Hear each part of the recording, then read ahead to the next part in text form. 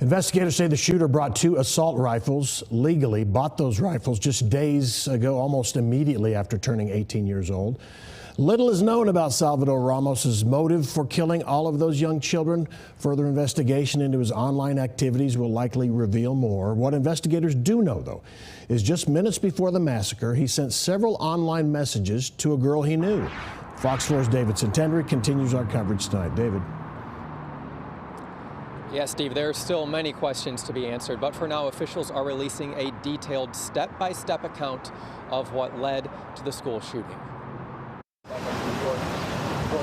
There are 3 crime scenes related to the Robb Elementary School shooting. The first at gunman Salvador Ramos's grandparents' home where he lived. The gunman shot his grandmother in the face. She then contacted police. On Wednesday, the FBI was seen at the home collecting evidence. Ramos's grandfather, Rolando Reyes, was intercepted by reporters as he arrived home.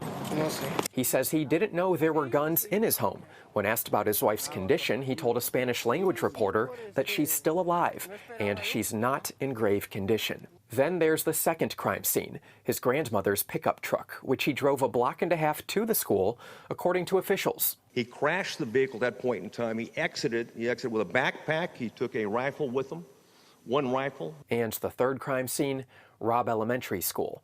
Texas DPS tells Fox News a school police officer on campus exchanged gunfire outside with Ramos. The officer was shot and injured.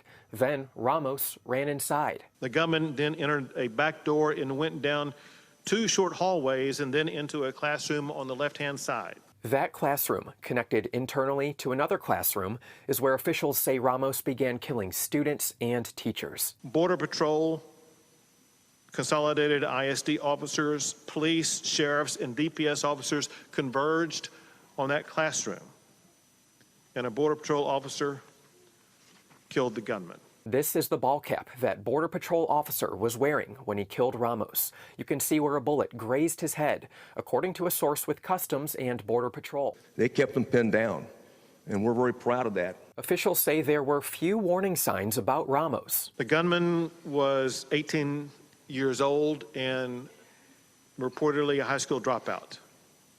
Reportedly, there has been no criminal history identified yet. He may have had a juvenile record, but that is yet to be determined. There was no known mental health history of the gunman. The Washington Post, however, reports Ramos was bullied for a speech impediment and that he had a troubled home life, including fights with his mother in which police were called. Ramos spent a lot of time online. Officials say 30 minutes prior to his arrival at school, he sent a series of private Facebook messages to a girl. The first post was to the point of, he said, "I'm going to shoot my grandmother." The second post was, "I shot my grandmother." The third post, maybe less than 15 minutes before arriving at the school, was, "I'm going to shoot an elementary school." I think we want to know what was going on with this individual in those 24, 36, 48 hours leading up to this.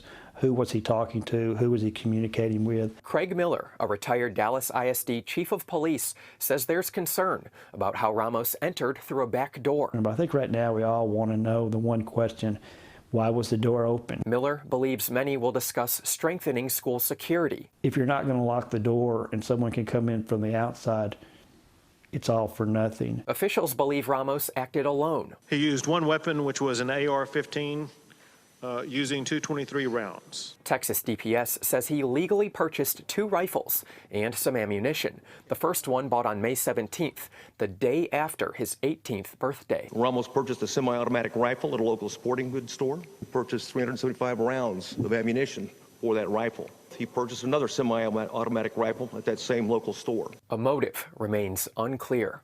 There may be other clues out there right now that we're not aware of. The New York Times is reporting that the girl who Ramos reportedly sent text messages to about the shooting, Facebook messages, is a 15-year-old girl who lives in Germany. He met her online and apparently had a video call with her the night before the shooting where he showed her a black bag that was full of ammunition.